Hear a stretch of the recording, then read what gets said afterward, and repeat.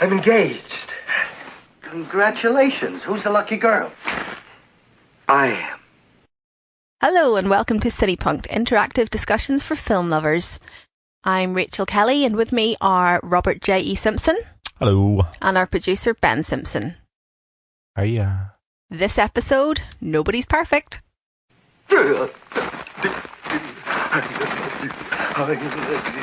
What?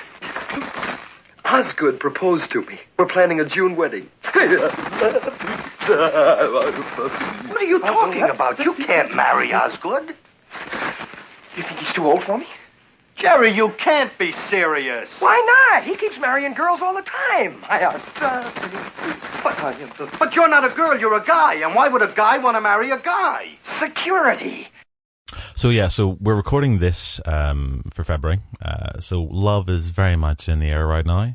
And we thought that for the next couple of episodes, we were going to kind of embed ourselves fully within the world of romance on screen. So obviously for our look at romance, we are talking about a cross-dressing comedy from the 1950s. To be fair, it's an Oscar-nominated cross-dressing comedy from the 1950s. Oscar-winning comedy. Oscar-nominated. Oscar-winning as well. They yes. won Best Black and White Scene or Settings or something like that. It was one of those consolation Oscars, like, yeah, didn't you do well? Pat on the head. We nominated you for 6. You have the rubbish one. But they did win. Yeah, and they done very well at the Golden Globes as well before that. They did very well at the Golden Globes, kind of sweep the board with that. Yeah. It is one of those kind of odd films. So we are talking about Some Like It Hot, the 1959 Billy Wilder film starring Marilyn Monroe, Tony Curtis and Jack Lemmon. Nicely practiced. You'd think we'd done this before. Plus a bunch of other really great actors that don't necessarily have the same kind of star cachet but bring such magic to this film and basically most films that they're in, I think. Yeah. I mean, the casting of this film, we really need to talk about that. Some really clever casting in this film. Just part of the layers and layers of meaning encoded into this. I think it's probably one of the smartest scripts to come out of Hollywood. You know that I kind of balk at the idea of it being the greatest film comedy of all time. I think that's probably a fairly controversial opinion since everybody but me seem to think that it is, and I think it isn't. But well, I mean, that's no different from that line of thought that for years said that Citizen Kane was the greatest film ever made and then has turned more recently to Vertigo. Neither of which, I would argue, is the greatest film ever made. I would argue strongly against you there. Oh. Yeah, well, soon we will talk about Citizen Kane and why you're wrong and I'm right. Yeah, but this has been nominated multiple times as sort of the best comedy film ever. And I don't know. I mean, it definitely is sharp. It's funny. It's witty. So Ben, you, our producer Ben, is normally an active participant, as they're our token member of the public. Yes, I am. Yep. But you're very quiet this evening. You haven't seen this, have you? I have not seen this film. Do you know anything about Some Like It Hot? I know nothing. Ben, could we persuade you to go and see Some Like It Hot if we were to tell you that it was a film from one of the most repressed decades in human history that was about 2 guys dressing in drag and there were overt hints of homosexuality and lesbianism? Probably not. If I said that it had Marilyn Monroe in a negligee from most of its running time? If I knew what a negligee is. It's kind of like sexy undies. Sexy, pretty much translucent see-through undies. You can pretty much almost see everything in nips. a number of scenes. There is nips. I've definitely seen the nips. Have you seen nips? I did not see nips. She's not wearing a bra. She's definitely not wearing a bra. No. I mean, you can kind of see. She's definitely alert. Right, okay. You sold yet? I don't know. You know who Marilyn Monroe is, right? Yeah. Happy birthday, Mr. President. Yeah. Yeah. Tony Curtis in lipstick and high heels. We're really not selling on this one at all. It doesn't seem like we are, no. Okay, so how about if I told you it's not just a sex comedy, it is also a gangster film? Yeah, that might persuade me a little bit, yeah. Okay. And I think that's the essence about Some Like It Hot. It is kind of a real mix of sort of genres and vibes and sort of mentalities. When I say it's one of the cleverest films and the cleverest scripts to come out of Hollywood, I'm thinking about much more than just the banter, which is second to none. I mean, in terms of the screwball banter, I think it's right up there. But it's more than just the jokes, and it's more than just the performances. It's that the layers upon layers of meaning that are kind of written into this. I mean, it's the pastiche of the gangster film. It's let's talk about the gangster element first, because actually, I mean, I was rewatching this again this morning in preparation for the show. It's a great Sunday morning film. A fantastic Sunday morning film. I missed the trick then, yeah. Yeah, but next Sunday, you know, we're not recording, so next Sunday morning. Okay, yeah, I'll give it a watch. Recommend it. Maybe we'll come back to it and hear Ben's wonderful opinion on the movie. I think we probably should. But I was watching it again, and it's the thing that I always forget about this, is that actually the first half an hour and the last half an hour are the gangster film. It's proper dark as well. But you spend a lot of the time, because the gangster film kind of goes away, you spend a lot of time actually absorbed in the romance and the sex comedy, and you forget that actually there's a gangster subplot. Yeah, I mean, in the first, 15, 20 minutes, we actually see a garage full of men machine gunned to death after begging for their lives. And it's like proper machine gun fire as well. You're watching that this is you watch kind of gunfire in films, it tends to be kind of like they shoot. You're aware there's a bit of smoke off the end of the gun and somebody's lying there in the ground. You sort of miss the gunfire, but this is proper gunfire that lights up the screen with its explosive force. Mm-hmm. It's really quite disturbing. I think one of the bits that, for me, I go, good grief, is this really a comedy? When the guy's putting petrol in the car, Spats turns around and goes, you two, come and join us. Mm-hmm. And this guy basically has to walk across a garage knowing he's walking to his death. It's actually kind of horrifying. I mean, it's not a bit of wonder, I think, that, the first test audience walked out, essentially. Oh, let's go see a Billy Wilder comedy. Hang on, what? Have I walked into the wrong theatre here? Why am I watching a black and white car chase with people getting machine gunned? And this is it's also worth bearing in mind, this is 1959. This was released. Okay, so by 1959, most films that are being released come out in colour. Marilyn Monroe's contract actually had said that she would only appear in colour features, but apparently she'd been persuaded that actually black and white was going to work really well for this, and they'd done test shoots with Tony Curtis and Jack Lemmon. Their makeup apparently made them look rather ghoulish. Yes, apparently it's slightly green tones in colour. So if you ever look at any of the colour photographs, you can see how they really look like The Walking Dead. I actually didn't think that they did. I think part of me thinks it is actually quite a shame that it was shot in black and white. I think the colour photographs that I've seen of it, there's a joy and exuberance to it. But I think there is also something here about, so this is 1959, but this is set in 1929, so as well, that black and white is much more evocative of that. That's true. That early sort of era. You know, this is the bootlegging in the United States. This is Valentine's Day. It's Prohibition. It's Valentine's Day. This is actually... Yes, that's right. It's the Valentine's Day Massacre. Well, heavily hinted at. Yeah. So it is quite a nice... It's appropriate that we're recording this in February. Yes, that's true. Yes, this is our Valentine's Day episode. Cross-dressing and massacres. Sounds perfect. I hope my real Valentine's Day lives up to it. There you go. That's set the bar pretty high. It has indeed. But yeah, it is a really, really kind of dark gangster movie, and it's pretty gruesome. George Raft is he's scary. I mean, the ice cold demeanor that, I mean, obviously he's I think it's what kind of gets lost on a more modern audience is the fact that there was all sorts of layers of referentialism there, where he's sort of well known to audiences of an earlier generation as this kind of gangster actor, and then sort of reprising that neat little touch where he references his turn in Scarface, which is lovely. That's it, yeah. So George Raft he basically has this wee routine where he flips a coin. It's called flipping the coin. You've seen this done in gangster movies, I take it, or?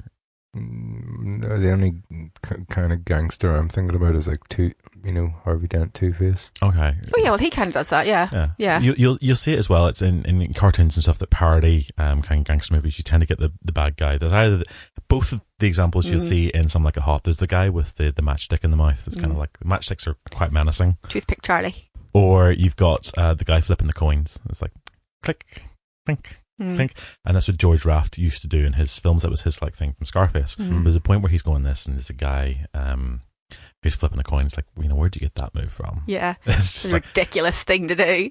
You got it from you. Yeah, lovely little nod. I mean, that's layers and layers of references there, which basically, I mean, here's a question. To what extent would we call Some Like It Hot a postmodern film? Ooh. This is more your kind of thing than mine. Do we want to go down this rabbit hole? Because I think it is. I mean, one of the things that we were saying before we started recording today is I think this is actually a film that is about 50 years ahead of its time, really. Absolutely. Particularly in terms of the sexuality, which I think is probably going to be the bulk of our conversation today. Is actually going to be about that. I don't think you can have a conversation about Some Like It Hot and not have that be the bulk of the conversation. Yeah, because it's rich, it's fascinating. But yeah, I postmodern, yes, I think it probably is. This is a very self-aware film. This is a film, as you've already said, there's lots of meta going on in it. It's, I mean, sort of time-wise, it's about a decade ahead of its time then for Hollywood, isn't it? For sort of bringing in those postmodern sensibilities. I mean, we're right just on the last gasp of the studio era before we get all new Hollywood and postmodern and sort of French new wave aesthetics influencing. So, I don't want to lose sort of, one of the things that, we've said before, we won't do a Cine Punk to sort of remind you that being into film and being into sort of talking about film isn't necessarily an academic, dry thing that's going to bombard you with words you don't understand. So this sort of just strip it back a little bit more. So we're talking about postmodern, we're talking about being meta. I think what we're sort of thinking of as well is this idea of sort of citing, so referencing, so something that most people will recognize from a Quentin Tarantino film, who spends most of his time riffing off other people's films. You play about with someone's screen image. So, for instance, we did Jimmy Stewart in one of our first programs. You remember that, Ben? Yes? Yes. Okay. Yeah. So Jimmy Stewart, who you hadn't seen before, has this image as this Mr. Clean, Mr. Wholesome, Mr. All-America. Mr. Everything is all right with the world. That's a Wonderful Life. That's the one, yeah. Okay. So if you were going to play off Jimmy Stewart's character and you're going to play against his type, what you might do is have him play in the darkest, evilest character you possibly could. Right. And you're saying you would pick somebody who is normally, like, I don't know, Tom Hanks. Yeah. Right. Mr. Clean. Mr. Clean. But you put him as a bad guy. Yeah. I mean, that's one way of doing sort of postmodern.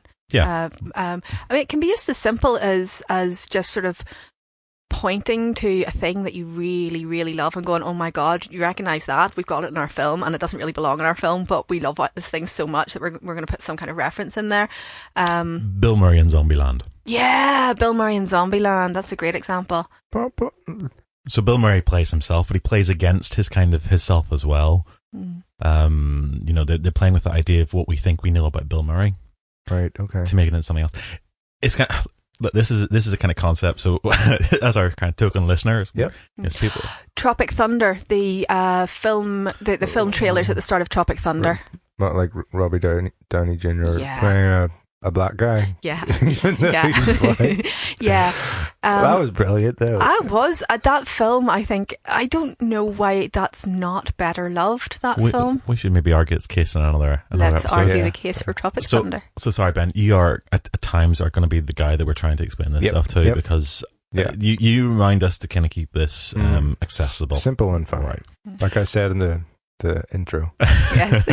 So, for instance, with Some Like It Hot, you've got Tony Curtis, who at this stage is well on his way to becoming the sort of matinee idol. Yeah. But Tony Curtis spends pretty much the entire film dressed in drag. Yeah. All right. So this is playing against his type. Why would you take this kind of great guy that basically the women are going to lust after, is the idea, and instead of having him as a sort of macho masculine kind of character, you put him in a dress. Yeah. Let's talk about Tony Curtis's persona in this one. That's a good way to kind of get into him and Jack Lemmon. Let's do that. Okay. I'm not a huge fan of Tony Curtis in this film, I have to say.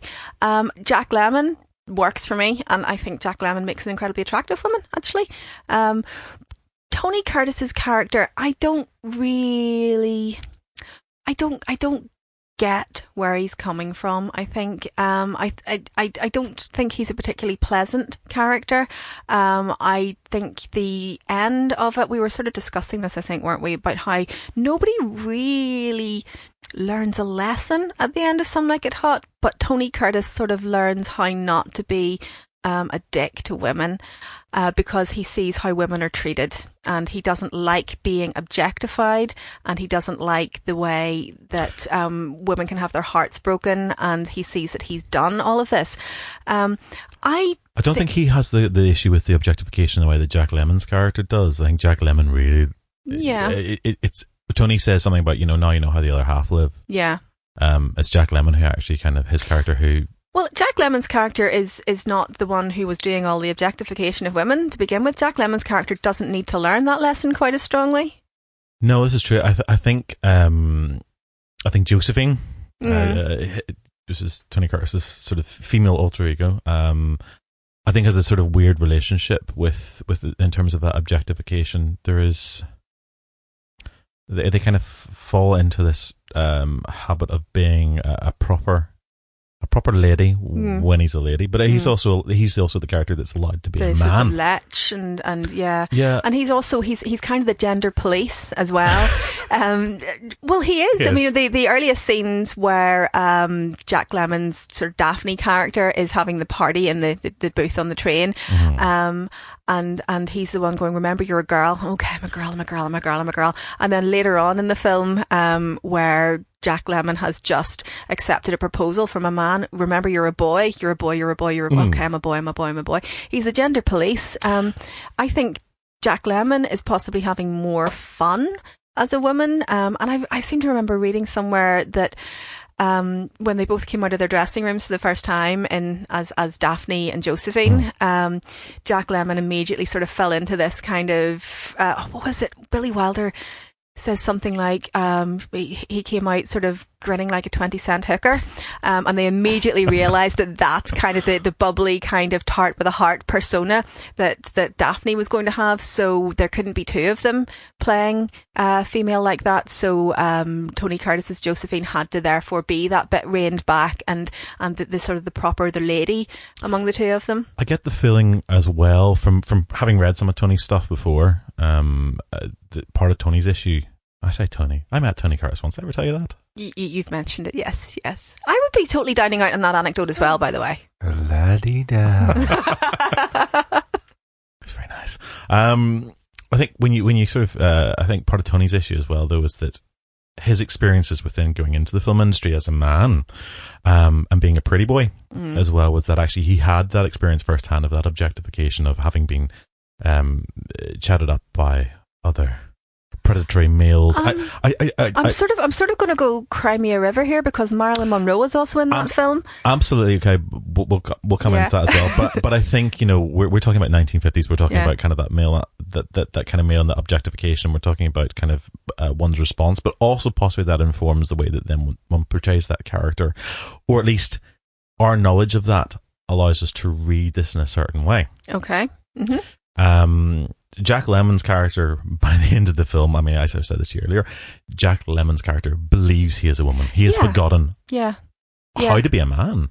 Yes, I don't know that I would necessarily go as far as you would with the reading of that character, although I think, I totally see where you're coming from here, and I don't think it's wrong. It's just that's not quite how I would read it. No, I absolutely. I mean, when you're looking at when you're looking at Daphne, okay, so Daphne, I mean, first of all, he takes ownership of his character. He changes the name from Geraldine to Daphne. Yes, that's true. He never likes the name Geraldine. So he actually decides right early on that he is going to become a woman. It's his idea. Yes, and it's less of a sort of a let's transform out of necessity. It's more of a, okay, let's transform out of necessity, but I'm actually going to kind of make this the persona that I want it to be. And Daphne is very much a creation of somewhere between necessity and sort of having fun with it. I mean, it's a much more fun character than Josephine. No, when he's in that train having that party, I mean, he at that point, he still remembers his masculinity, because he says, I might have a bit of a surprise for you. Yeah.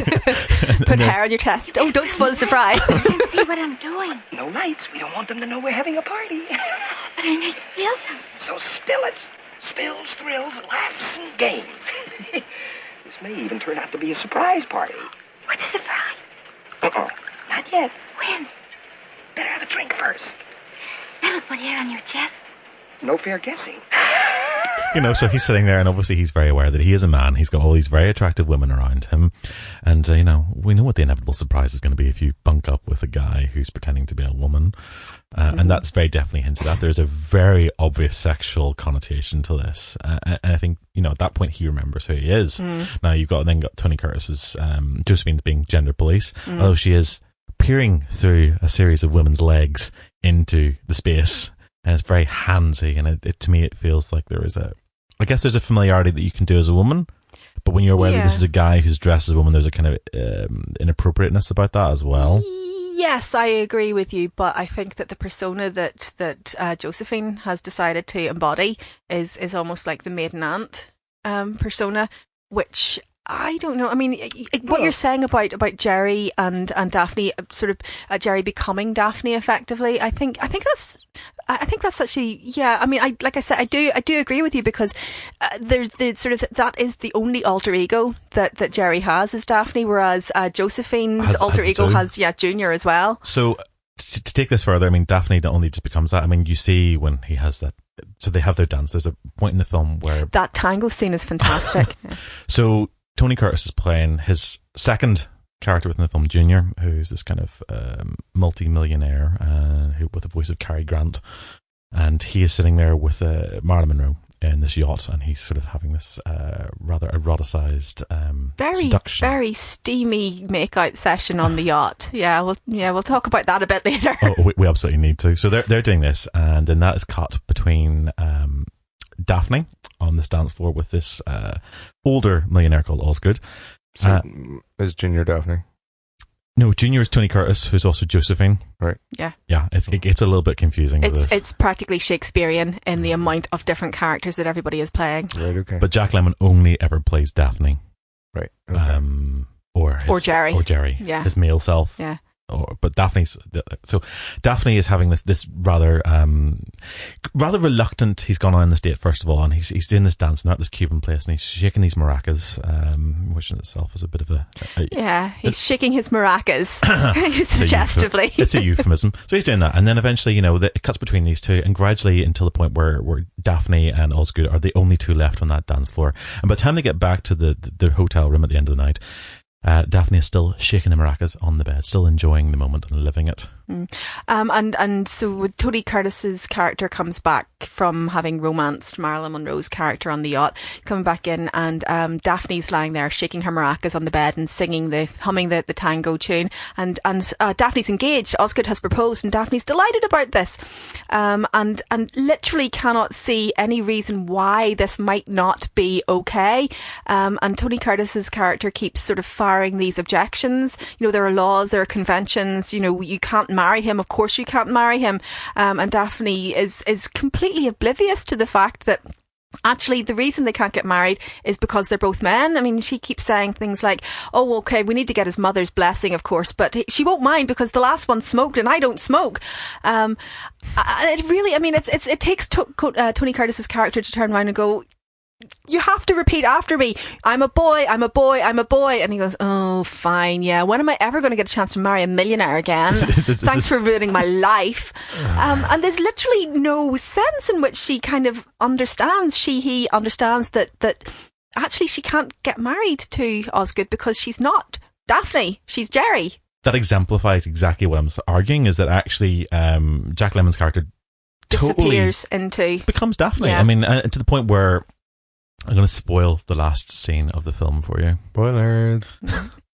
Most people who've watched this will know this, but... Well, the episode title spoilers the last scene. So I suppose the last line of the film is nobody's perfect. Oh, right, okay. But basically what is happening is that they've escaped. They're on this little boat, and Jack Lemmon's character, still in full drag, is having this conversation with Osgood on the boat, and he's explained to him, finally coming clean and saying, this is why we can't get married. And he goes to a list, it's like... I'm not a natural blonde. I lied, I smoke. I'm a terrible, terrible sort of slatternly woman. I've been living with a male saxophonist for the past 3 years. I forgive you. I can never have children. We'll adopt. And then finally he kind of tears off the wig and goes, oh, Osgood, I can't get married to you because I'm a man. Nobody's perfect. It's just like roll credits. But it's this acceptance of the fact that you have this point, and he's sort of looking there, and you could see it just as the credits come up. Jack Lemmon kind of looks at him and kind of realizes what he thought was going to be the issue isn't an issue at all, and clearly I firmly believe by the end of that film they're going to go off and get married. Yeah, I kind of want to see what happens next, because it's all well and good having everybody kind of reconcile, and Marilyn Monroe's sugarcane, oh, it's fine, I forgive you, Joe, you rakish character. She's not even interested in forgiving. It's like, actually, he is exactly the kind of guy that she has said earlier on she is always attracted to, and she is embracing that. It's like, tell me more, because that's exactly what she wants to hear. Well, yeah. I suppose that's what I mean when I say that nobody really gets what's coming to them at the end of it. And I think this is something that really fascinates me, is that sort of doing some reading, I saw an article suggesting that had this film been made today, I mean, for one thing, the gender bending thing wouldn't be quite as shocking at all, but that ending couldn't happen today. Today, that reveal would have had to have happened around about the midpoint to change the stakes of the story. And then sort of the middle sort of section would have been the sort of protracted apology and trying to forgive each other. And by the end, the climax would have been how everybody learned to forgive each other for lying. And that's a completely different film. And that completely robs it of that joy and exuberance of the ending, where it's just nobody has learned anything. Everybody's just doing exactly what they've always done, and off they go into the sunset. And Jack Lemmon's character is probably now going to live as a woman. Oh, but everybody is duplicitous in this film. Everybody is. I mean, it's very Billy Wilder in that respect. Like, you cannot trust absolutely everyone who's a character in this film has sort of double life. From the gangsters who are presenting themselves as upstanding businessmen or opera lovers, from the police who are kind of going undercover. You've got these guys, not very convincingly undercover, of course, but there is an undercover element to yes. it. You know, to the informer, you've got these guys who are musicians who basically lie to get themselves through life. As a regular basis, who end up taking on this mantle of sort of impersonating females in order to kind of get a job and keep themselves safe. Ultimate witness protection. But then also within that, you know, you've got Tony Curtis's character who has an additional layer of duplicity by pretending to be somebody else while he's pretending to be somebody else. And of course, you know, Marilyn Monroe's character as well isn't exactly truthful. She bends the truth according to what she needs. I mean, the speed at which she's from the Sheboygan Conservatory when she meets Junior is just beautiful. And you can see it in his face as well. It's like, so he basically, that's my lie. I told that lie. Recognising a kindred spirit. She just steals his lies and feeds them back to the person that lied to her, even though she does not realise that this is the person that lied to her in the first place. It's brilliant. I mean, in terms of what it does with that, the fact that she is also somebody who, you know, she's an alcoholic who denies that she's an alcoholic. Yeah, she could quit anytime she wants. She just doesn't want to. You know, and everyone is kind of multi-layered. It's Marilyn Monroe. We cannot talk about this. And not talk about Marilyn Monroe. Marilyn Monroe is kind of interesting. I mean, she has this reputation of being a useless actress in many respects because she doesn't always remember her lines or her moves. Kind of like Tommy Wiseau, actually. Well, this was the film in which that reputation was absolutely cemented, wasn't it? I mean, this was the one where she's famous for not being able to deliver the line, "It's me, sugar." Yeah. Taking something like 40 takes because she kept saying, "Sugar, it's me."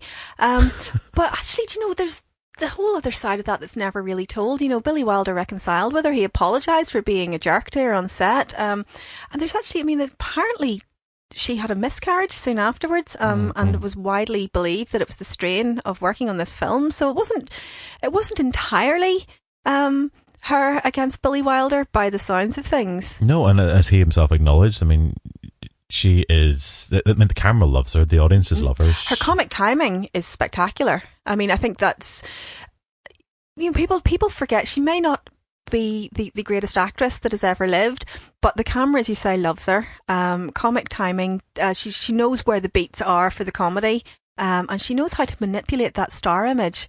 And that star image is exactly what carries that character of Sugar Cane. And I think that's very deliberate. I mean, as written, that character was very much the straight woman, the foil for these two comic guys. And she imbues that character with personality and pathos, and sort of she pushes back against that pigeonholing. I mean, she calls herself, you know, not too bright, but in fact, she is pretty much the sort of the luminescence in every scene that she's in. I do kind of wonder, I mean, that whole line about her not being very bright, and actually that inability to complete takes, which we know that from other films that she didn't always have that issue. You kind of wonder, is this...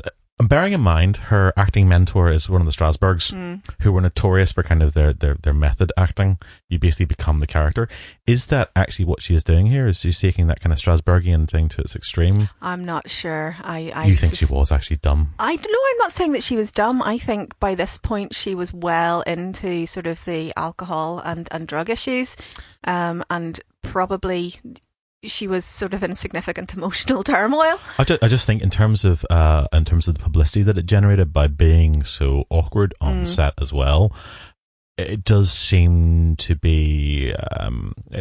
I just wonder if it's ever so slightly deliberate. If she actually, I mean, because Tony Curtis always said that she was much smarter than. Oh yeah, absolutely, and he was, he's one of those people who spoke very highly of her. She took on the Hollywood system and bent it to her will. I mean, you don't do that if you're not particularly bright. And if you see her in The Misfits, her last. I've not seen The Misfits. Watch The Misfits. She is amazing in that film, and this is supposedly the woman who's a total wreck by that point. Yeah. I think if you can pull off that kind of performance, there is no way that the persona that is presented in this film, the person that we know about from the stories, is actually the reality. Yeah. No, I agree. I think she's far too canny a performer to be that kind of ditzy blonde. I think the ditzy blonde is something that worked very well in terms of star persona. It's mobilized, and it gets her sort of place in the pantheon. And I think she knows very well how to use it. I mean, that kind of naive sexuality, there's nothing naive about Marilyn Monroe. I mean, she's not that childlike innocence. Certainly not. She knows how to mobilize her sexuality. And that character is not naive by any stretch of the imagination. And she says, when she's on the yacht, I've never been alone with a man at exactly night. Yes, you're like, okay, good one, sugar. But she adds on to sort of in the dark on a yacht. Yeah. And then it turns out sort of a couple of sentences later that she used to sell kisses for the milk fund. So from an early age she has been mobilising her sexuality. She's very good at it, and nobody could do it like Marilyn. Nobody. They tried and failed to replace her when she started getting uppity. Nobody took to the public's heart in the same way that Marilyn Monroe. Nobody ever has since. No, she's. I mean, every sort of frame of the film, she's set out from every other girl in that film. So you have the rest of them are dressed in this kind of puritanical white. She spends most of the film in a black negligee. So she already sits out against everybody else. She's standing out from the crowd. Although interestingly, when you watch both her first appearance on screen and that of Tony Curtis and Jack Lemmon's characters, they are within group shots. Okay, interesting. So when you come into the speakeasy. At the start, you've got, sort of watching this again today, you sort of see Jack Lemmon and Tony Curtis are off in the back of the scene, a very busy scene, playing their instruments. You don't even realise you've seen them, which for a star's entrance, you kind of think, that's very, very subliminal. And then in the agent's office, they see a photograph of the band, and there's Marilyn off to one side in the band. Oh, interesting. But you don't even realise, that's the thing, you don't even realise that it's her. So you've seen your stars before you actually see your stars. Normally when you kind of have big on-screen appearance that introduce them to everyone and they get a big glorious close-up, these guys are presented in amongst everybody else. This is an ensemble production from every step of the way. She still gets top billing. Yeah, and she's amazing. And she's still, I mean, okay, that's her first appearance on screen, clearly, but which I hadn't noticed, but her first actual sort of mobilised and physically moving appearance on scene is a knockout. And it's deeply sexualised. You have these guys who literally are stopped in their tracks watching her. The camera's very aware that they're watching her. And then she is goosed by a jet of steam. Yeah. I mean, it's... Oh, is this the one that they're dressed as? This isn't that one. No, that's a publicity image for something else. But this is actually, she's walking past and this jet of steam comes out of the steam engine and she's, woo! Okay. Jumps. Yeah, it's so wonderfully Marilyn Monroe on so many different levels. So yeah, I think we really need to talk about the gender politics of Some Like It Hot. I don't think we can talk about this film and not discuss the gender politics of it. I mean, some of it stems from the fact that it's clearly a screwball comedy, and they have their very own kind of gender politics, battle of the sexes type of thing. And I think certainly it's true that part of the character arc for Tony Curtis's character, as we said, is that he goes from being an absolute heel, who's quite prepared to use women and use his pretty boy status to get women to do whatever he needs them to do at that particular moment. So whether that's lend him money, lend him a car, bake him a pizza, to realizing that in actual fact it's not much fun being objectified. It's not much fun being subject to the whims of sort of male caprice, and kind of almost sort of confessing his deceit to Marilyn Monroe and sort of saying, you don't want me, I'm the no good Nick that you've been running away from. But she's almost, that love for her has redeemed him, and the knowledge of having been in the female position has redeemed him somewhat. So it's entirely possible that he's not going to be that heel in the future. See, I'm not so sure that I think, as you say, it's his falling in love that actually changes his attitude. It's not about him experiencing the woman's perspective, I don't think. I think he's aware of what he does and he's okay with it, but it's actually he develops a heart. I think it's Jack Lemmon's character who actually goes through some sort of transformation to the point where not only does he feel empathetic, he completely embodies that. You see, I'm not sure that without the experiencing the female position that he would actually, because there's no indication that this is the great love of his life, other than he sees her, he is attracted to her, and he lies to her to try and get her into bed. I think he becomes slightly, but even though that's initially the whole agenda, and actually the first person to try and get her into bed is Jack Lemmon, of course, yeah. But I think actually he's finally very, very restrained as an individual. I mean, actually his steamy scene with Marilyn, it's a deft play. You might want to engage us in your own lives, gentlemen. I don't actually think so, but he pretends to be a frigid man who women do nothing for. Now, on the one hand, you've got this sort of air of sort of sexual oppression, but the other reading for that is that this is another homosexuality. Absolutely, yeah. Women do nothing for me. Well, darling, what do you think that is? Why might that be? You're spending the whole film dressed as a woman, so you're already engaging with it. And your significant relationship is with another man. I don't know. I see the sequence where he goes up to her on stage as Josephine and sort of kisses her and says, "None of that sugar, no man is worth it." To me, that's a really pivotal moment for that character, because as far as he's concerned, he's worth whatever he wants for the majority of the film. If Joe wants it, then he is going to manipulate and lie and do whatever to get it. And that's the whole Junior character comes around. He goes, Joe see, Joe want, Joe get. And at that point, he's actually prepared to say no man is worth it. So he's kind of denying that masculine power that he has. That's fair enough. I think that there definitely is. There's a blurring of the gender identities, definitely, but with both characters by the end of that film. Yeah. I mean, you have him talking in his own genuine male voice to her at that point, and having what is, in some senses, a lesbian kiss, and that's how the other characters who are in that room at that point see it. It's like the woman Beanstalk! It's quite bold for its time in that sense. Yes. Although we don't get the equivalent of the male kiss. We just get a male marriage. Do you know? An off-screen male marriage. An off-screen male marriage, but it's definitely going to happen. Oh, absolutely. You know? But also you've got, whenever they're dressed back as when there's a point where they, and trying to escape the gangsters, they actually then dress up as sort of, I think it's morgue attendants.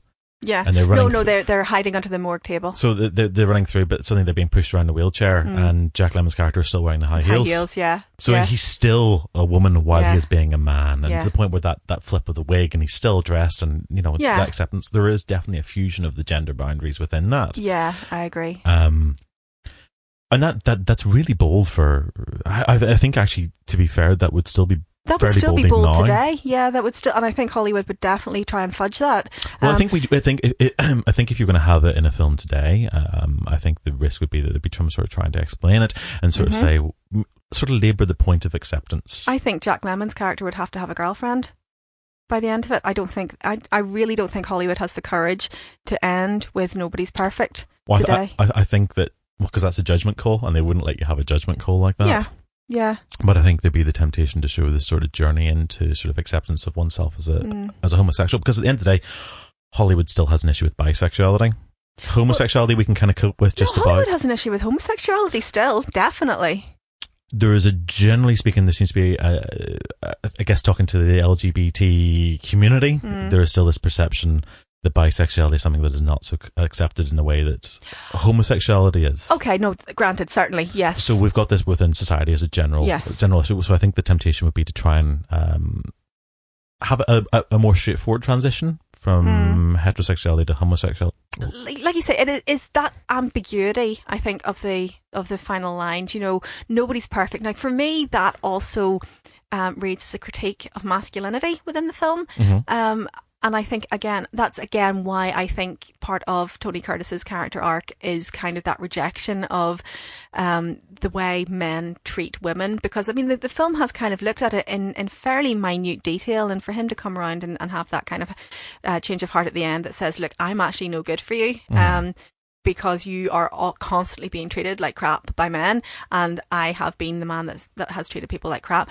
For that line to be closely followed by "I'm a man, nobody's perfect," for me kind of says, this film is quite critical of masculinity, or certainly certain performances of masculinity, and kind of where you're talking about the fusion of genders. I actually think that's possibly, like, tell me I'm reading too much into it, but is that not possibly part of the film's message, is about kind of the sort of the necessity of not polarizing the genders but fusing? I certainly think that's how it sort of comes across, and particularly to a modern day audience. Yeah, is that a modern day reading rather than I think if you were reading this in 1959, traditionally speaking, we're going to be shocked. I think most people. I mean, it got banned, didn't it? It got banned all over the place. I think. Clutching pearls. The response in the UK would be very different to that in the United States, because in the UK, the idea of sort of the panto dame, I suppose, is the nearest equivalent that most people will identify. Yeah. Gender, performing as the opposite gender, is something that has been a part and parcel since sort of the variety days. Well, Shakespearean days, of course. I mean, this has its strong roots in the likes of, Twelfth Night and. But it's culturally, it's been something that in the UK people can't accept. Like the female impersonation is something that we get, and we don't question it. Yeah. In the States, I think it's slightly different. I think there's a little bit more questioning. It's used for comedy effect, but actually female impersonators in a kind of more general sense, I think, is a little bit more taboo. I might be wrong. We want to talk to you. What is it? It's about the Florida job. The Florida job? Mm-hmm. Nellie told us all about it. Yeah, we're not too late, are we? What are you, a couple of comedians? Get out of here. Long distance, get me the William Morris Agency in New York. Well, you need a bass and a sax, don't you? The instruments are right, but you're not. I want to speak to Mr. Morris. Wait a minute, what's wrong with us? You're the wrong shape. Goodbye. The wrong shape? What are you looking for, hunchbacks or something? It's not the backs that worry me. Well, what kind of a band is it anyway? You got to be under 25. We could pass for that. You got to be blonde. We could dye our hair. And you got to be girls. We could. No, we couldn't. I think you're probably right. Yeah, I mean, I haven't spent enough time living in the States to say one way or another. Do you live in the States? I did live in the States briefly, yes. I did not know this. Did you not know that? Did you live in the States? Yeah, I lived in Boston for a little while. I did not know this. Not very long, but for a little while. Yeah, I lived and worked in Boston. I did. Did you not see any drag shows now? I didn't see any drag shows in Boston, no. I did go on a ghost tour, though, which was awesome. Very haunted city. So I think that... I think audiences at the day would have been slightly shocked, certainly by the implicit sexuality. So the Catholic League of Decency just said it was morally objectionable. They didn't ban it, they said it was morally objectionable. It was banned in sort of various different federal districts. So obviously that kind of, it's the homosexuality in it that causes people the problems. It's not the drinking. Is it the homosexuality? Do you think there was as literal a read on the sexual politics as this sort of promotes homosexuality, or do you think it was the cross-dressing and the implication there of non-normative masculinity? I think cross-dressing in order to escape a gunman is probably acceptable. Yeah. I think cross-dressing and then becoming that person and getting married. Yeah, but could we call that homosexuality? And do you think the film wants us to call it homosexuality? Because, yes, it's two men who are probably going to get some form of married, but it hasn't been a case of two men falling in love with each other as two men. I think that in today's day and age, we talk about transgender issues. So we cannot do that because this is in the 1950s, and transgender issues are not quite as prevalent as they are today. Yeah. It wasn't a buzzword. It wasn't a buzz expression. It wasn't something that was very much on people's minds. Just having recognition of homosexual relationships was still 10 years away in the UK. Yeah. Okay.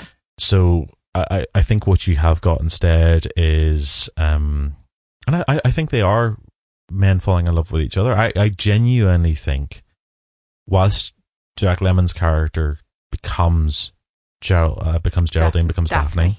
Yeah. Completely, and he inhabits that world completely. He is still kind of aware of his masculinity because he accepts that at the end.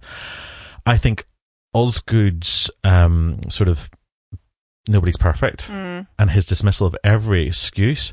I actually think he is very aware of that sexuality beforehand. I think that he is aware that Jack Lemmon's character is a man. I mean, certainly that character and the way that character is played, incredibly camp. Yes, you can read so much kind of that sort of it's definitely open to a reading as a repressed homosexual character.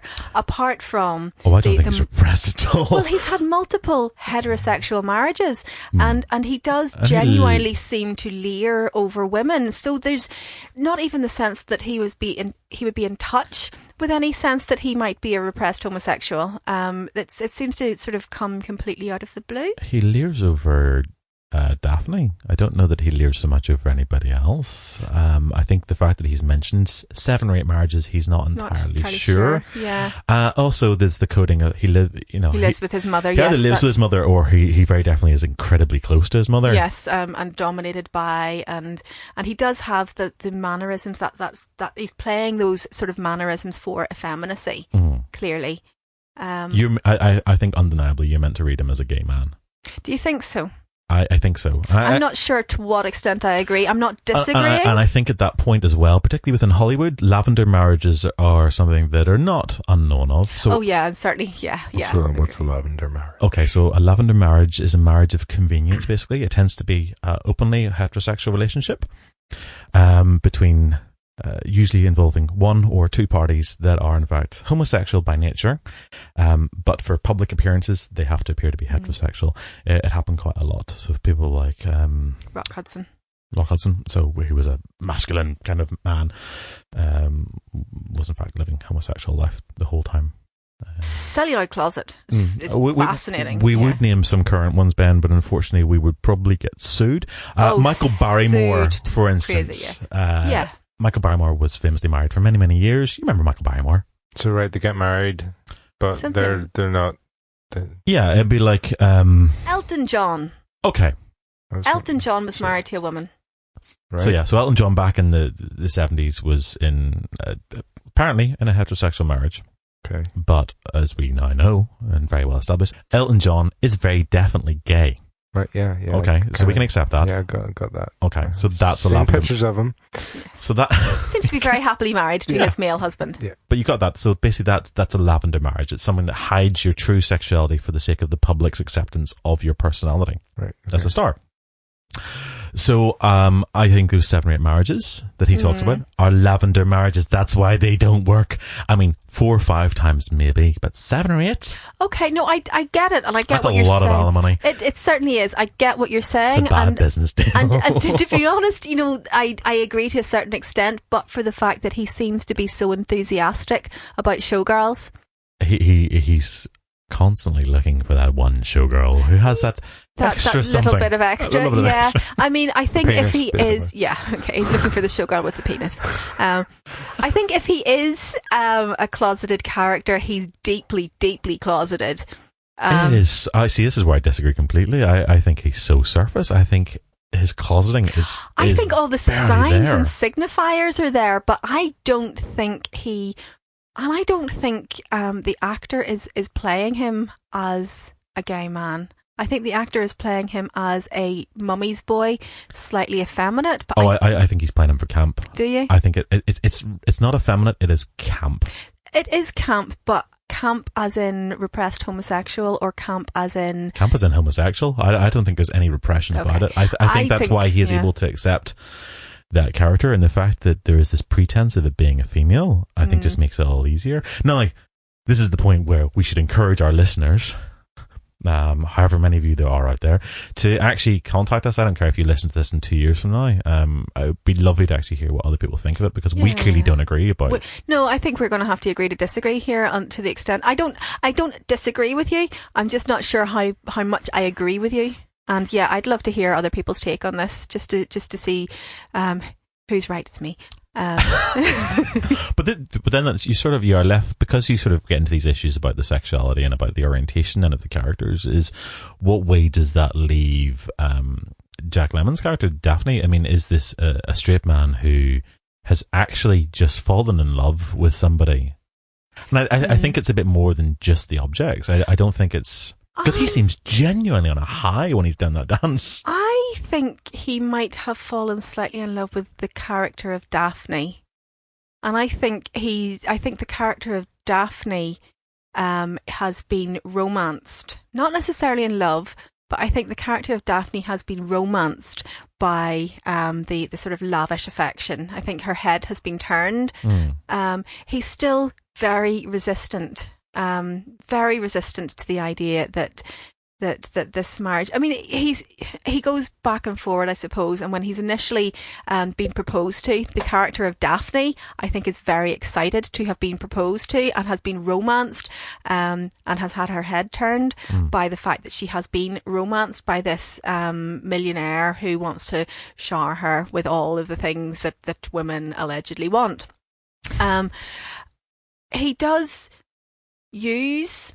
And this is the point where I'm not really sure of how I read the way he interacts with Osgood towards the end, because he uses Osgood as a means to an end, and is a little bit sort of reticent about whether or not he's enthusiastic about the marriage.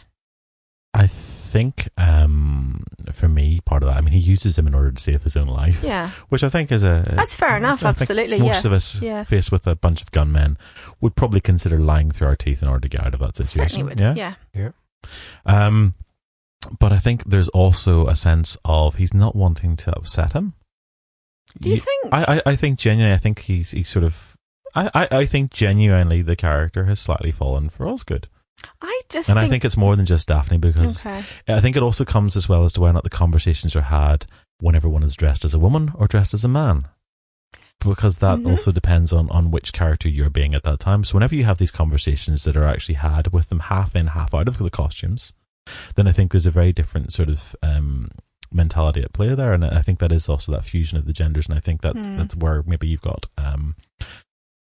you actually have genuine emotion. It's like, okay. I'm sort of struck by how reluctant he is to give the real reason why they can't get married, and how reluctant he is to kind of admit that the whole thing has been a sham all along, which sort of, I don't know to what extent that is the identification with Daphne, and to what extent that is the whole, I don't want to admit that I have lied to this nice man who's clearly in love with me. It's that question that happens early on, what about the honeymoon? What are you going to do then? And it's like, well, we were talking about the Riviera, or I fancy Niagara Falls. It's like, really, it doesn't matter. The sex act, whilst it is strongly hinted at elsewhere within the film. Well, yes, no, but he sort of explicitly says he's going to get out of the marriage before the sex act takes place.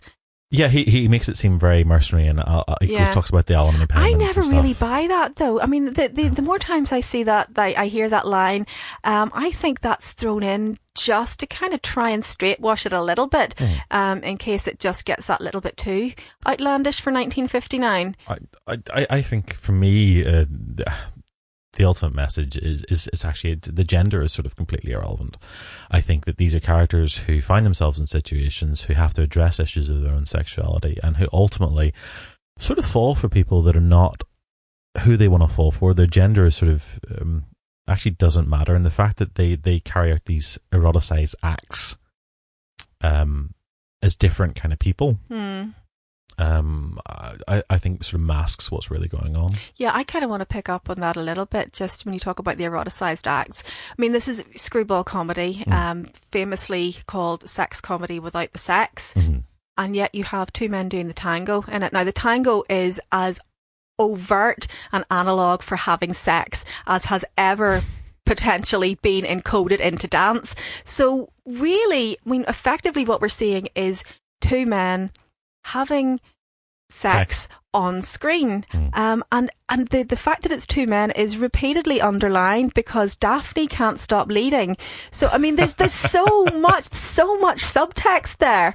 So he know. I reckon at that point, you think he probably knows. I'm coming around to your line of thinking here. To be honest, I am coming around to your line of thinking here. Osgood is he's aware that he's dancing with a man, potentially. He knows completely, and he's okay. But for appearance's sake, Daphne has to be a woman. Okay. I think that opens up so many questions about Osgood. We know who the top and the bottom are in that relationship. No, we don't, because Daphne won't stop leading, and Osgood won't stop leading either. We know who wants to be the top in that relationship, but also I think both of them doesn't. Yeah. it is very definitely a relationship possibly of equality in a way that actually you generally don't have within on-screen relationships. Oh, I'm not sure. I think Osgood objectifies Daphne. I think he He does. objectifies the hell out of Completely, Yeah, so yes. there's where's the equality there? It touches her up on the left, and Daphne comes up, slaps him across the face, Yes. and says, "What kind of girl do you think I am?" I think he knows exactly what kind of girl he is. He's a man. Do you think he's picked that up from the ankle thing on the? I think he picks it up right from the word go. That's very interesting. I think. Okay, I'm coming around to your reasoning here. I'm hoping at some point we get to do a live event. We may even at some point come back to this film because I think that there's so much to talk about with this film. You know, it's the gift that keeps on giving. I think one thing we should mention is that eroticized on the yacht, because we did mention it earlier on the show. Yeah, okay. And we do need to talk about that. I mean, the fact that you have this sequence where there is a man who is pretending to be impotent so that a woman will seduce him, and the kissing is so steamy. I mean, she's straddling him. She's on top of him. She's got her arms all over him. They're alone on the yacht, as repeatedly alluded to, and it's intercut with this sequence of the tango being danced by Daphne and Osgood, which I said it's sex. It's sex. I mean, it is effectively sex happening on screen in a way that sex can happen on screen in 1959. But apparently, sex can also almost happen on screen on the yacht as well, because they're as near as damn it actually doing it. They're just not quite naked, but her dress gives very little to the imagination. Do you know, I think even that cutting back and forwards as well is sort of suggestive of the thrusting that goes within the sex act as well. Absolutely, yeah. I hadn't considered that, but that's very, very valid, yeah. And we know that this goes on all night. Yes, literally the whole night. She says, it's like, good night, well, good morning. Yes. Has been... How much do I owe the milk fund now? $850,000. Let's make it a cool million. So there's been quite a lot of this going on.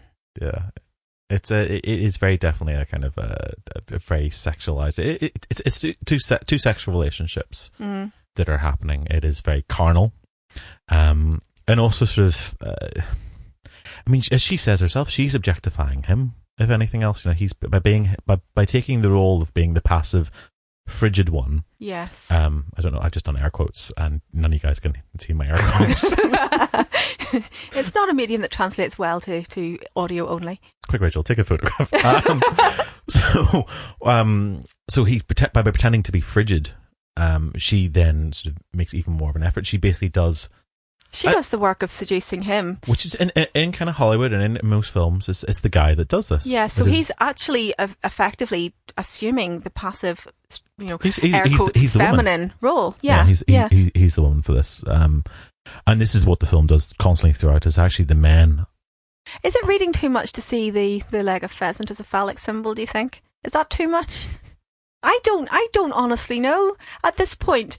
At this point in dissecting the film, I don't honestly know if I'm pushing that too far. I need to see the film. So what I'm going to suggest we do, this is the first time I'm going to suggest this on the show, we need to go back and rewatch this film collectively. Okay. And at some point we're going to do a follow-up.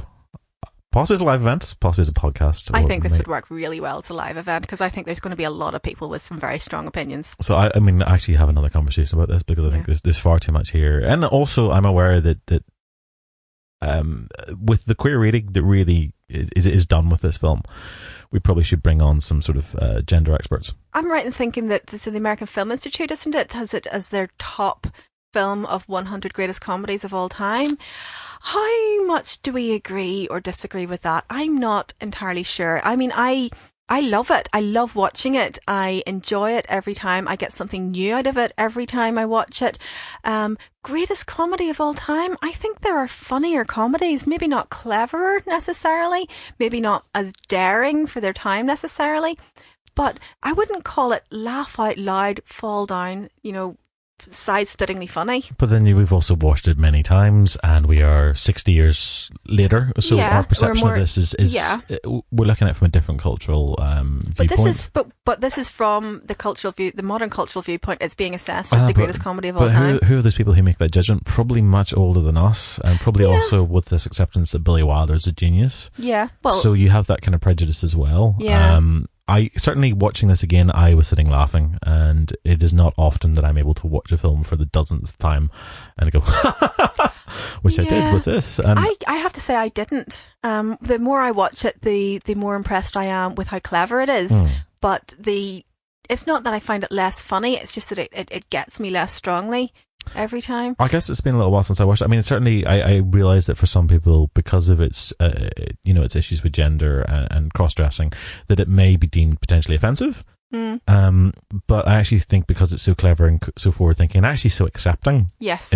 Absolutely. Yeah. It's rather brilliant. Phenomenal for 1959. Phenomenal even for today in terms of how it presents non-heterosexual desire. But hilarious. I'm just not sure. I mean, I like the screwball comedy as a genre. I like that battle of the sexes. I like the witty repartee. I'm just not sure that there's much room in the past 100-odd years for another comedy about isn't it hilarious these are two men in frocks. I think it'd be hard to do better than this did. Yeah, and I know I'm being reductive saying, this is a comedy about two men in frocks. But that is where the central humour derives from, is look, isn't this funny? These guys are wearing dresses. Oh gosh, this feels like I could go on and on about this one as well. Of course it could. I think I'm possibly being deliberately I take your point. I take your point on that one, but I think actually it's far more than just about two guys in frocks. It is, of course, far more than that. Ostensibly, that is the first thing that gets you to laugh. It's like, oh my gosh, how they're going to cope as women. The reality is they cope as women ridiculously well. They do. And it's not so much of an issue about them being a woman. The laughs are not because they're women. The laughs are actually because of the interplay within life. Yeah, that's not, I suppose, where my issue with it comes from, and it's calling it an issue is too much. I'm just trying to explore the reverence that's held in as a comedy, as opposed to a very clever, piercing commentary. As a film, I think it's got great satire. I think it's beautifully shot. I think it's fantastically directed. It's splendiferously acted.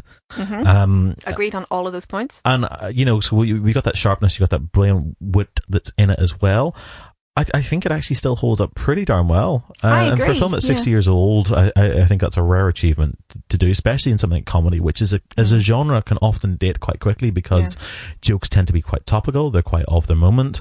So I think for it to do that is a rare achievement. I just think it's a great film. I agree, it's a great film. I absolutely agree, it's a great film. And it is a good comedy. But yes, it's a great film and a good comedy is what I think I would. Okay, so you tell me two comedies that are better than it. Life of Brian. And? Other Monty Python stuff. Life of Brian, I think. Life of Brian is not even the funniest Monty Python film. Right, we're going to have an argument about this sometime. Holy Grail. Holy Grail is great. It's no Life of Brian. Life of Brian is perfect. No. Okay, this is going to take us down a whole other we're avenue. Going to save that one. Let's not do this. So apparently there's a Python podcast coming up at some point, Ben. Yeah. I wouldn't mind that. No. Let's do Python podcast. Okay. Yeah, that's April. Yeah. I don't know. I think calling it a great film and a good comedy is probably my assessment of it. I think that fits with how I feel about it. Well, let's deal with that. So it's a great film. It's a great comedy. It's got lots. It's a great film and a good comedy. Good comedy. I think it's a great comedy. It deals with gender in a completely different way. Very daring, very provocative, sort of deliberately. So where you and I actually agree is that we both think it's a great film. Great film. Yeah, definitely a great film. But you possibly suspect it's been overhyped. It's not that overhyped. I was going to say it's not that it's overhyped, it's just not as great as the hype, which is the same sort of thing. Overhyped. Yeah. But I don't feel like overhyped is fair. You're contradicting yourself. I love this. Yeah.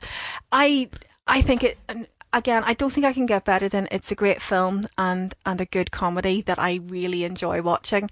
I'm not sure it would be in my top 10 comedy films of all time.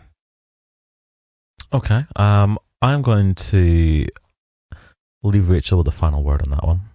Excellent. I finally got the final word. You always get the final word. So what we're going to do, we're actually going to keep... Didn't there. I've got to wrap up this show. So we are going to keep in this sort of love theme and also these gender issues. So the next podcast is going to be all about Annabelle is the Love Witch. It's not often we actually tell you what we're going to do ahead of time, but might give people the opportunity to go check it out and maybe Definitely check that out. have a listen and have a wee comment or Do you mean, Ben, that you're going to go away and watch this film for next time? what the Love Witch? Yeah, the Love Witch. Yeah, no, I'm gonna have. So we're gonna do Love Witch next. So in the meantime, folks, thanks for listening. You know where to find us now. Cinepunct. We're on Facebook, Twitter, and we've got our website www.cinepunct.com. And if you haven't already, do subscribe, leave us some feedback, and we'll chat to you again very soon. Osgood, I'm gonna level with you. We can't get married at all. Why not? Well, in the first place, I'm not a natural blonde. Doesn't matter. I smoke. I smoke all the time. I don't care. Well, I have a terrible past. For 3 years now, I've been living with a saxophone player. I forgive you. I can never have children. We can adopt some. But you don't understand, Osgood. I'm a man. Well, nobody's perfect.